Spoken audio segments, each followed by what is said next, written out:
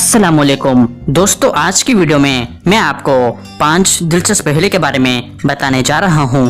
तो आइए शुरू करते हैं।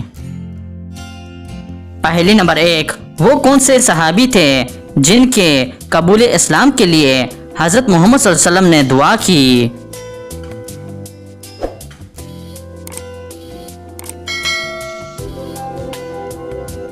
इसका सही जवाब है हज़रत उमर फारूक रज़ी अल्लाह ताला अन्हो।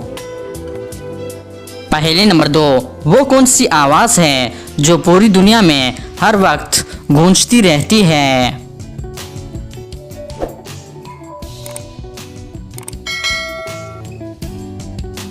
सही जवाब है आज़ान की आवाज़। पहले नंबर 3, वो कौन सी चीज़ें हैं जो अगर किसी की आदत बन जाए तो वो मुनाफिक बन जाता है?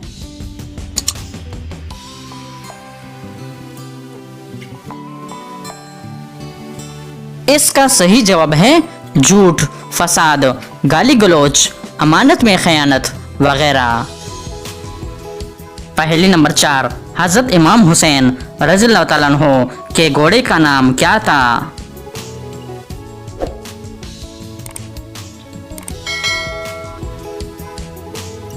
सही जवाब है जुलजना।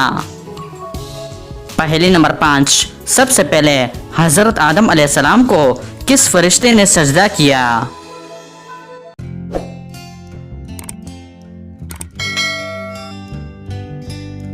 इसका सही जवाब है हज़रत जिब्राइल अलैहिस्सलाम।